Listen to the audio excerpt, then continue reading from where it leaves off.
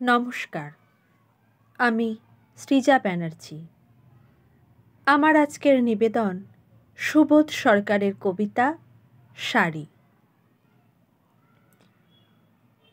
বিয়েতে ৫১টা শাড়ি পেয়েছিল মেয়েটা। অষ্টমঙ্গলায় ফিরে এসে আরও ৬টা। এত শাড়ি একসঙ্গে সে জীবনে দেখেনি। আলমারির প্রথম থাকে সে রাখল সব নীল শাড়িদের। হালকা নীল একটাকে জড়িয়ে ধরে সে বলল, তুই আমার আকাশ। দ্বিতীয় থাকে রাখল সব গোলাপিদের।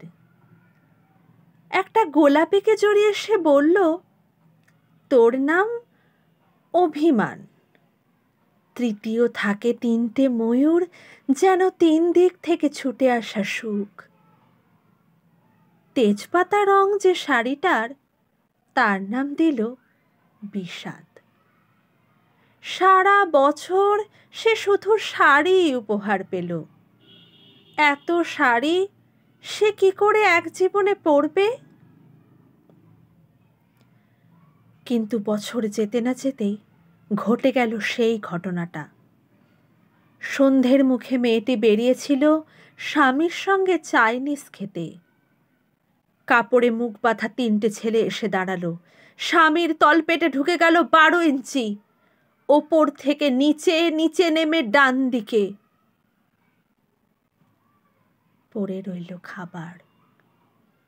চিলি ফিশ থেকে তখনও ধোঁয়া উঠছে। এর নাম রাজনীতি, বলেছিল পাড়ার লোকেরা। বিয়েতে ৫১টা শাড়ি পেয়েছিল মেয়েটা। অষ্টমঙ্গলায় ফিরে এসে আরও ৬টা। একদিন দুপুরে শাশুড়ি যখন ঘুমিয়ে, সমস্ত শাড়ি বের করে ৬ তলার বারান্দা থেকে উড়িয়ে দিল নিচের পৃথিবীতে। শাশুড়ি পরিয়ে দিয়েছেন তাকে সাদা থান। ১৯ বছরের একটা মেয়ে, সে একা। কিন্তু সেই থানও এক ঝটকায় খুলে নিল ৩ জন পাড়ার মোড়ে। একটি সদ্য নগ্ন বিধবা মেয়ে দৌড়চ্ছে আর চিৎকার করছে, বাঁচাও। পেছনে ৩ জন। সে কি উল্লাস! নির্বাক পাড়ার লোকেরা। বিয়েতে ৫১টা শাড়ি পেয়েছিল মেয়েটা।